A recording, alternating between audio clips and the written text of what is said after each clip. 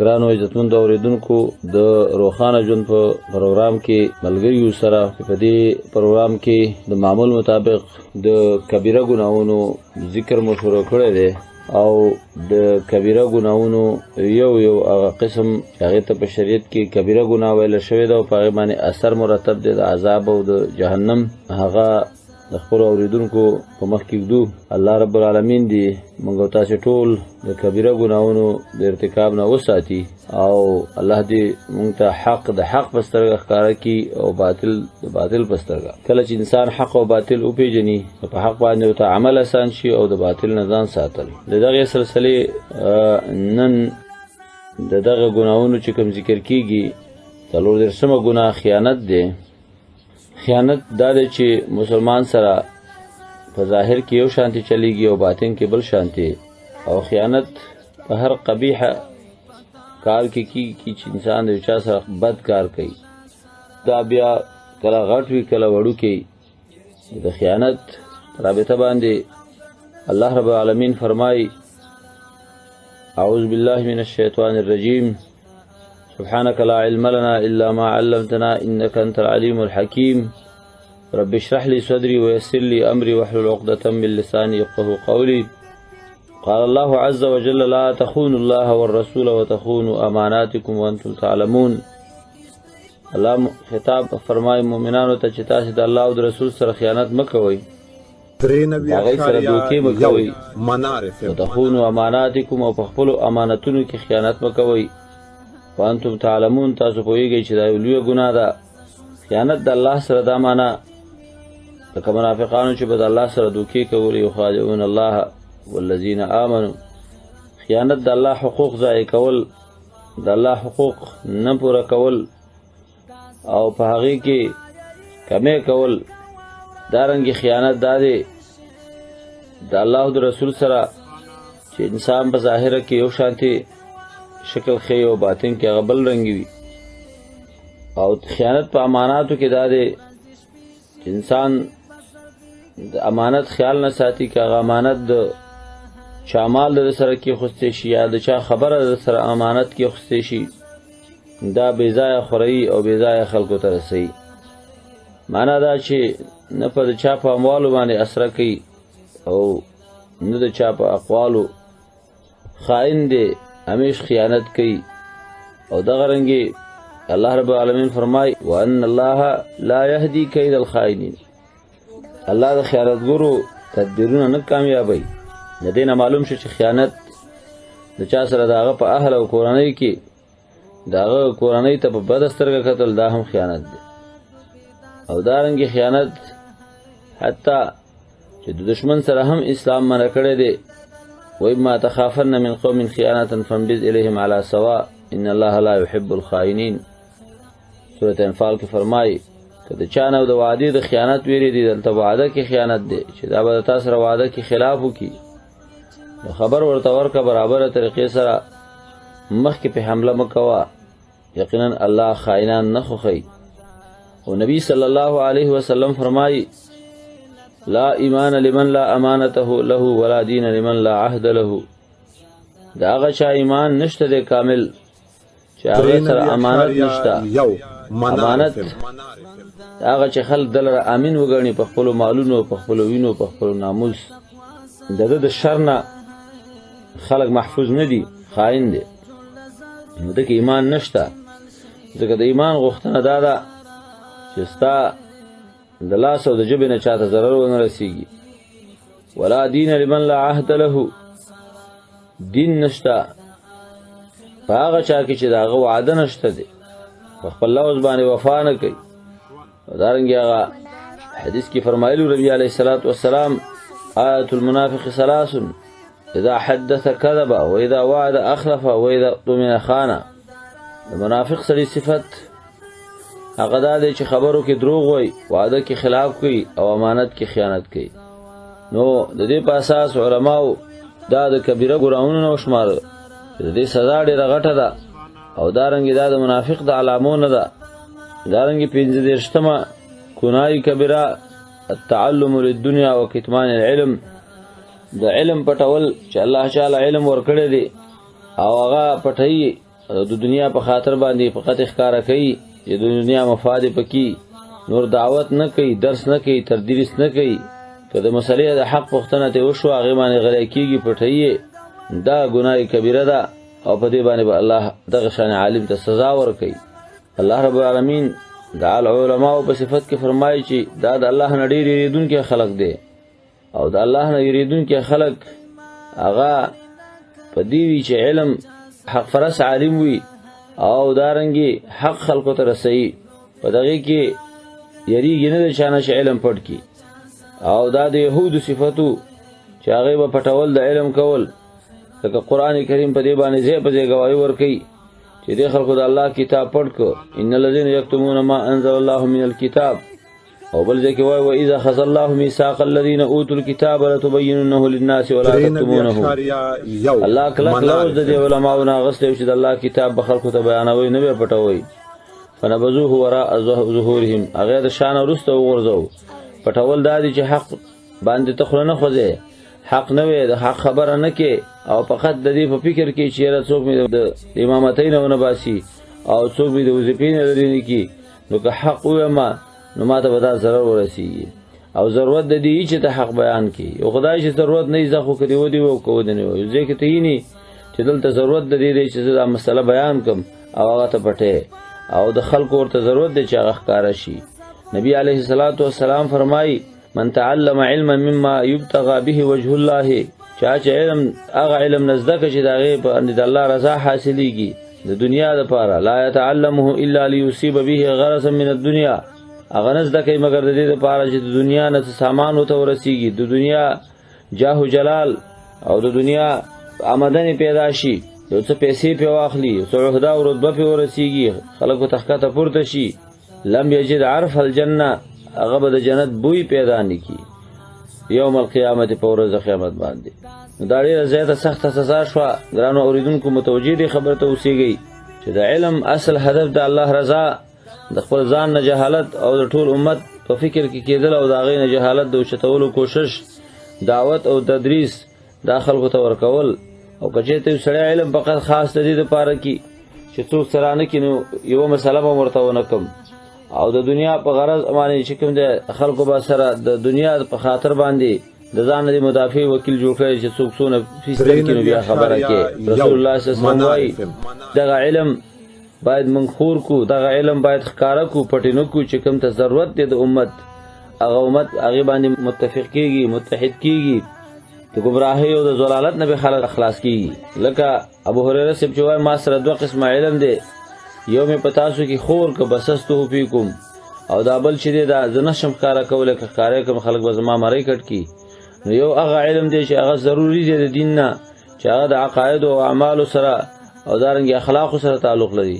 یو هغه دی چې په هغې باندې دا اثار مرتب نه دي، فقط په هغې کې بعضې علامې ښودل شوي وي او بعضې داسې مسایلو چې ابو هریره صاحب بیان کړي نه وي، دین ته څه نقصان نه رسېده، چې په هغې کې د بعضې عمراو بعضې پیشنګویانې وي. نو که دغه شانې مسایل چې د هغې نه انسان ته مشکلات جوړېږي، فتنې جوړېږي، د مرګ خطرې وي، علما وایي که دا دغه ځای کې کتمانو کې په دې نه ګناهګارېږي، خو دا چې هېڅ خطره ورته نشته، هېڅ مشکل نشته او صم بکم ناس دی او چاته مسله نه کوي، نو دا په دې کې بیا داخلېږي. دارنګې رسول الله صلی الله علیه وسلم په حدیث د ابو هریره کې فرمایلو چې په 3 کسانو به جهنم بلیږي. یو د هغې نه هغه عالم دی چې علم یې د دې لپاره حاصل کړی چې خلکو ته دنیوي عزت ورکړي، عالم ورته ووایي، قدر یې وکړي، او دارنګې بې شمېره لقبونه ورته وتړي او دا پې خوشحاله شي. دارنګې د جابر رضی الله تعالی عنه مرفوع حدیث دی، فرمایي نبی علیه الصلاۃ والسلام لا تتعلموا العلم، علم د دې لپاره مه زده کوه، لتباهوا به العلماء، چې تاسو کلانکاری وکړي په هغې باندې په علماو، او تمارو به السفهاء، یا د بې عقلو خلکو سره په بحث او مباحثه باندې نښتئ او په دې باندې چې دا یجوز لا یجوز، دا داسې دي دا داسې دي. د بې عقله خلک سفها هغه خلک دي چې هغې د دین سره څه کار نشته او ته د هغې سره په جګړې کې تخیروا به المجالس، او دا چې تا ته خلک په مجلس کې غټ قدر درکړي او بر زیاده ته پرېږدي. دا که چېرته ستا قدر څوک کوي او ستا زړه کې دا نه یو نیغ غواړي او په دې نه خفه کېږي که چا ته ځای پرې نه اخیستو، نو بیا پروا نشته. ځکه چې دا د خلکو خپل خسړیتوب دی چې تا سره احسان کوي او تا عزت کوي. خو ته به دا نه غواړې چې ما علم کړی دی، ما ته د خلک مخکې چوکۍ پرېږدي، ما ته د خلک مجلس کې مخکې صدارت د مجلس پرېږدي او زه دې په خلکو کې بس محترم یم، زما خبر دې واورېدل شي. نه، علم د دې دپاره نه دی. علم الهي او کمال دی، الهي ورکړه ده، عزت دی او د دې عزت به خلک کوي، خو ته به د دې په خاطر نه کې چېرې زما دې دا کار وشي. ولې؟ فمن فعل ذلك فالنار، چا چې دا کار وکړو اور لبزي اور ولا اولا غوره دی. دارنګې بل حدیث کې فرمایي د کعب ابن مالک نه روایت دی، من ابتغى العلم ليباهي به العلماء، نبی علیه الصلاۃ والسلام فرمایي چا چې علم د دې په خاطر باندې ولټوو ویکو چې د علماو باندې فخر وکړي، ځان په غټ کړي، هغه حق پرست علماو باندې خپل ځان غټکارې کړي او د علماو په مجلس کې دا په هغې تکبر وکړي او یماری به السفهاء، یا د بیا خلکو سره جګړې وکړي د علم په وجه، او تقبل افئده الناس الیه، یا د خلکو زړونه وروګرځي چې یاره پلانې مولوي صاحب خو ډېر داسې دی او داسې دی او داسې دی، د خلک د صفتونه وکړي فإلى النار، هغه به اور ته ځي. بل روایت کې دي ادخله الله النار، الله به هغه اور ته ننباسي. حتی چې د مسلې پوښتنه ترې وشي او پټۍ کې نبي علیه السلام وایي الجم بلجام من نار، د اور واګې به یې خولې ته واچول شي. د دې نصوصونه معلومیږي چې دا ډېره لویه عظیمه ګناه ده او ډېر لوی جرم دی چې انسان د ضرورت په وخت کې د یو مسلې چې دا خبر دی او پته او دا پټه کي او واضح نه کي. دا د یهودو صفتو او نبی علیه السلام د دې علم نه پناه غوښتې ده، اللهم انی اعوذک من علم لا ينفع، د هغه علم نه پناه غواړم چې هغه ماته نه فورا رسي او بل چاته. او دغه رنګ نبی علیه الصلاۃ والسلام فرمایي من تعلم علما لغیر الله، څوک چې علم حاصلوي شرعي علم خدای الله رضا هدف نه او اراده په هغې سره غیر د الله نه بل شي، فلیتبوأ مقعده من النار، د اور نه دې ځای تیار کړي ځان دپاره. دارنګې عبدالله بن مسعود سے مشهور قول دی، فرمایي وایي من تعلم علما لم يعمل به، وایي څوک چې علم حاصل کړي ښه ملا شه غټه پګړۍ وتړله او خلکو کې مشهور دی خو عمل پې نه کوي، نو لم یزده العلم الا کبرا، هغه علم د ده دپاره تکبر د کې پیدا کوي چې دا بله لویه ګناه ده او د شیطان خاصه ده. نو د دغې نصوصو په رڼا کې موږ ویلی شو چې د علم کتمان، د علم پټول، په علم باندې عمل نه کول، دا علماو د کبایرو نه شمارلي دي.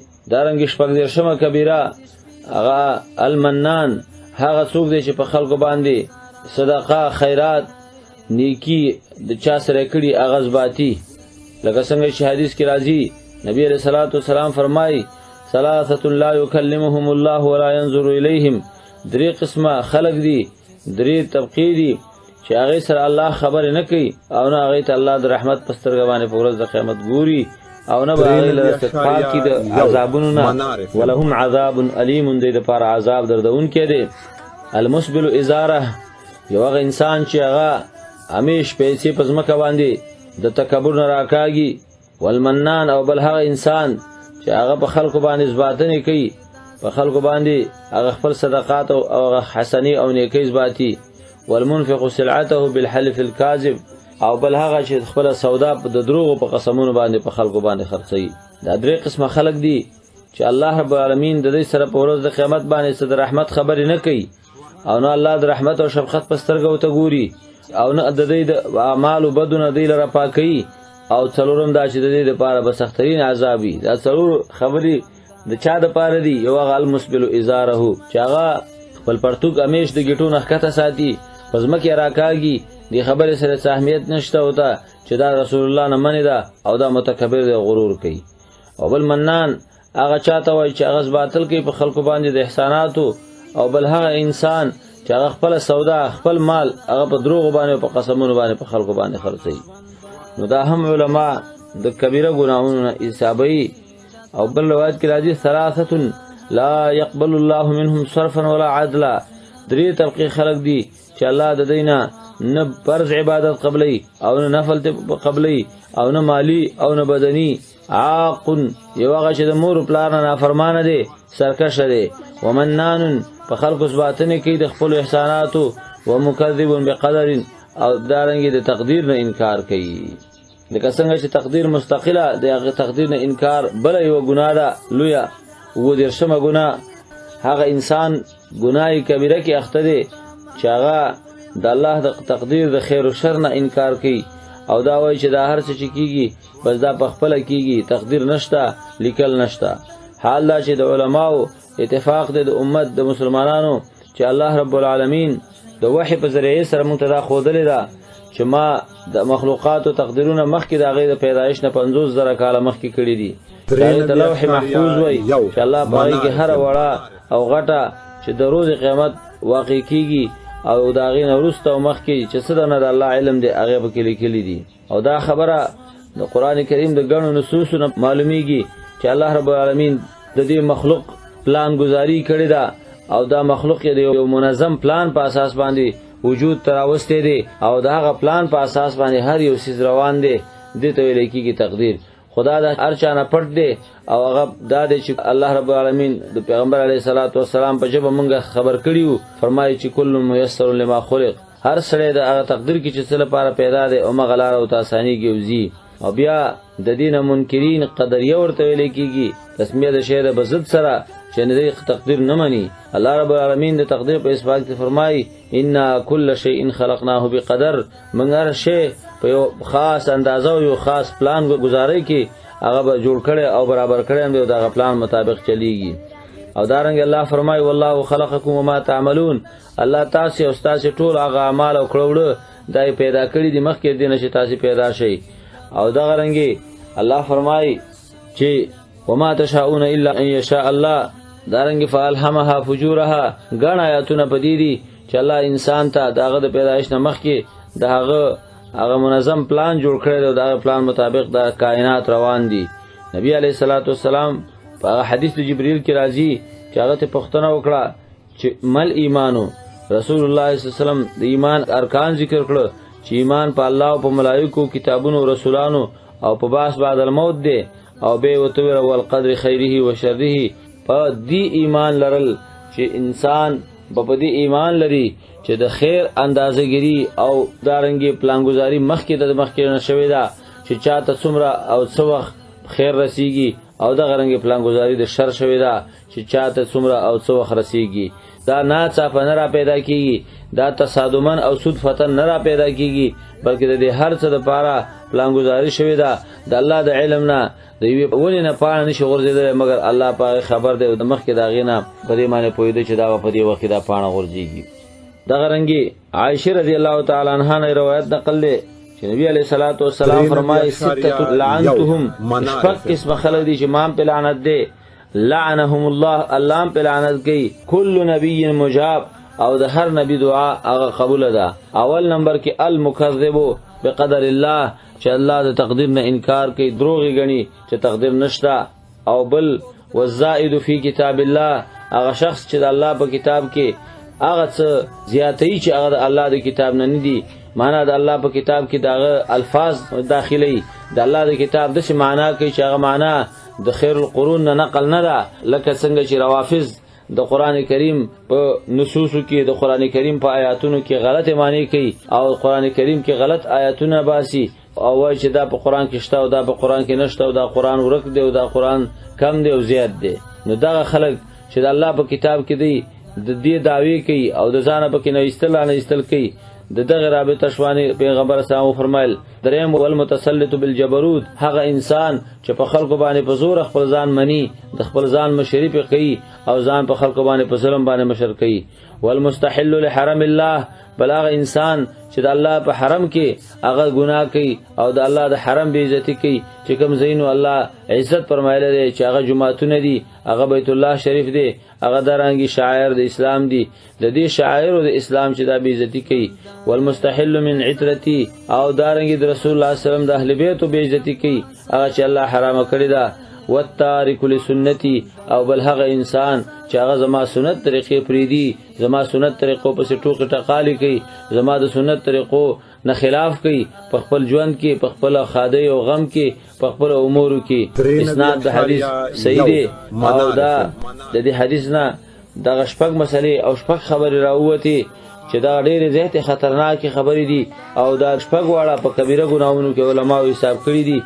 یو هغه انسان تقدیر نه مني او بل هغه انسان چې د الله په کتاب کې هغه ګوتی وي د الله کتاب کامل نه غني، او بل هغه چې په زور په خلکو باندې ځان مسلط کوي او مشرکي، او دارنګي هغه څوک چې د الله د معزز زینو چې الله هغه عزتمن کړي دی بے عزتی کوي، دارنګي د رسول الله صلی الله علیه وسلم د کورنۍ خیال نه ساتي، او دارنګي د رسول الله صلی الله علیه وسلم د سنتو خیال نه ساتي، داغه د سنتو طریقو خلاف کوي. یو بل روایت کې راځي نبی علیه الصلاۃ والسلام فرمایي لا يدخل الجنه عاق، لکه مخکې تیر شو عاق هغه انسان ته چې د مور او پلار نه فرمانه، ولا مکذب بقدر، او هغه انسان جنت ته نشي تللی چې هغه د تقدیر نه انکار کوي او تقدیر دروغ غني، ولا مدمن خمر، او نه هغه شرابي چې امي شراب سکي. په دې معنی هم دا خبره ثابت شوه چې د تقدیر نه منکر هغه جنت ته نشي تللی. او نبی علیہ الصلوۃ والسلام بدا فرمایل چې القدریه مجوس هذه الامه، هغه خلک چې تقدیر نه مني د تقدیر نه انکار کوي هغه د دې امت مجوس دي. نو که مریضان شو فلا دعودهم، پختنه مکوي، او که مړ شو جنازو له موردي. او دارنګه بل پیشنګوئی نبی رسول الله کړل عبد الله بن عمر سے وایي چې رسول الله صلی الله علیه وسلم اوریدلی دي چې سيكون فی امتی قوم یکذبون بالقدر، زما امت کې ورته خلک پیدا شي چې هغه به الله تقدیر او دغه پلان گزاري د الله نه مني، چې کوم تقدیر د الله یو مطلق دی او یو معلق دی، او الله رب العالمین یو هغه تقدیر دی چې په عمومي تور سره کړی دی، او یو هغه تقدیر دی چې په هر شپه باندې د ليلۃ القدر کې سنوي او توي کړنه، یو هغه تقدیر دی چې انسان په د مور په خېټه کې داغه د پاره لیکل کیږي، او یو هغه پلان او تقدیر دی چې داغه مطابق دا نظام روان دی. دا ټول هغه څه دي چې الله رب العالمین د غلوی او مهربان ذات د شان سره مناسب خبرې دي، او الله رب العالمین د مخلوق د ټولو امورونو فارغ شوی دی، په خیر خوشحاليږي او په شر باندې خپکیږي، او باقی پیدا کړی دي ټولو. دارنګه په دې باب کې غڼه حدیث داسې شته چې هغه په دې باندې دلیل دی چې مونږ دې ته هڅوي چې باید تقدیر ومنو او د تقدیر نه انکار ونکو، او هر څه د الله تقدیر ته مفوض کو او د هغه سره عمل وکړو. لکه تقدیر دا معنا نه ده چې تا خپل غزولې دي چې ځکه چې الله هر څه کوي ما سره، نو چې ما دې څه لیکلي دي زما په کې څه لاس رسیږي. نه، تقدیر معنا دا ده چې کوم کار ته ورسېد نو په دې پوه شې چې دا تا نه بچ کېده، او چې کوم کار تا نه بچ شو تا ته ونه رسېد نو په دې ایمان ولره چې هغه تا ته کوم کار چې تا ته ورسېد هغه تا نه خطا کېدل، او چې کوم تا نه خطا شو تا ته ونه رسېد هغه تا ته نه رسېد. وعلم ان ما اصابك لم يكن ليخطئك وما اخطأك لم يكن ليصيبك جف القلم بما انطلق، چې څه ته ورسېدل په دې ایمان ولر چې دا ما ته رسېدل د ما نه خطا کېدل، کا خوشحالي او که خفګان وي، او چې څه ته ونه رسېدل په هغه ایمان ولر چې دا ما ته نه رسېدل، کا خوشحالي او که خفګان او که ضرر دي. او په دې پوه شې چې قلمونه وچوي دي، او الله د دې نه مخکې د مخلوقاتو د پیدایش نه فارغ شوی دی، او دا خبره خلاصه کړې ده. بل کبیره ګناه علماء اته درشمه هغه دا خودلې ده چې انسان خلکو ته غوږ دی، د خلکو پټي خبري اوري، جاسوسي کوي، د گاونډیانو خبري اوري، د خلکو په دروازو کې غوږ دی. دا ور خلک د دین ځان نه ساتي، مثلا گاڑی کې بناستی یا په کور کې د چا ناستی یا بل ځای کې داسي، او د چا خبرو ته غوږ نیولې، دا کبیره ګناه ده. نبی علیہ الصلوۃ والسلام فرمای من استمع الى حديث قوم وهم له كارهون، چا چې غوږ د چا خبره ته کې خو څه چاغې د دې خبره په اوریدو نو راځي چې د دې زمون خبره واوري، وای سب فی اذنیه وا بړول شي د په غوګونو کې الونو کو قلی تانبا یوم القیامت په ورځ د قیامت. نو دا د دینه معلومه شو چې دا یو عظیمه ګناه ده چې څوک د چا جاسوسي کوي او چا پسې بې ځایه دغه په خبرو پسې ګرځي او هغه ته ټیپې خېده او هغه یو مشکل کې پیدا کوي، مشکل کې غورځي. او دارنګه فرمایي ومن صور صورة عذب وكلف، یو سړی د ځانه تصویرونه جوړي او د تصویرونو سره مینه کوي او به ضرورت چې ضرورت یو تنشته او دا تصویر میو باسه او د سیو باسه او دا سیو باسه، په دې کې هم ګناه ده او په دې باندې الله بدل عذاب ورکړي. دارنګه نه هدیر شمه ګناه علماء هغه خودل دي، هغه انسان چې هغه لعان دی. لعان هغه څوک دی چې مؤمن ته خیری، مؤمن ته کنزلی، بد ردی او خلینه دا چې کوم دی غلط خبري او باسي دي لعان وای. نبی علیہ الصلوۃ والسلام فرمای لعن المؤمن كقتله، په مؤمن باندې لعن او طعن ویل، مؤمن ته بد رد ویل، د مؤمن سپکه کول دا رشته لکه چې تا غمړ کی. بخاری مسلم صحیح حدیث دی. دارنګه فرمای سباب المسلم فسوق وقتاله کفر، لعان هم دغه سباب دی کنزلی دی مسلمان ته. لکه نن سبا حالات وګوره، په معمولی خبره او مسلمان کنزي مسلمانانو په منځ کې دا پرده ختمه شوې ده او حال دا چې دا یو لویه ګناه ده چې مسلمان ته کنځلې کول، داغه شرف او عزت یادول دا ناروا ده، فسق او فجور کار دی او قتال او وجل کفر دی. او دارنګي دی باندې الله لعنت وایي چې څوک مسلمان ته بے ځای د لعنت او د خیرو نسبت کوي. نبی علیہ الصلوۃ والسلام فرمایي لیس المؤمن بالطعان، مؤمن هغه نه دی چې په خلکو باندې لعن طعن او د خلکو سپکاوي او د خلکو باندې بے ځای بدنامي لګي، او نه مؤمن لعان جوړی شي، ولا الفاحش نه پچګوي جوړی دی شي، ولا البذی او نه د بدو خبرو او بدو اخلاق والا جوړیدل شي. دا هغه صفات دي چې مؤمن کې نه جمع کیږي، چې د تعانی هر چا پسې دا نظر اغست د سی پی وਹੀ هر چا پسې خبرې کوي، په هر مجلس کې بد ردی وای او مسلمانانه بد شي، ضرور په مسلمان پسې به بد رد وای. لعان هغه دی چې هغه خیری کوي، لعن تعن وای، سپک سپور وای، او فاحش هغه انسان دی چې هغه بے حیا دی، بے حیا الفاظ استعمالي، کنځلې کوي، پوچ رد وای، امیش همدغه خبرې کوي دغه په خلو کې وي، او بزی اسی بد اخلاق او پچګوي ته ویل کیږي. لعنت استعمال دا په اسلام کې ممنوع دی. حتی خپل مال باندې بلعنت وي چې مثلا خپل مال ته وي چې پتا دی لعنت شي، خپل خزي او اولاد ته وي چې پتا دی لعنت شي. د لعنت د کلمې نه ډیر زیات ځان ساتل پکار دي، ځکه چې لعنت دا ویل کیږي د الله د رحمت نه د لریوالي ته او د الله په غضب باندې اخته کېدو ته. الله رب العالمین دې موږ تاسو ته د عمل کولو توفیق راکړي. وصلی الله تعالی علی خیر خلقه محمد و آله و صحبه.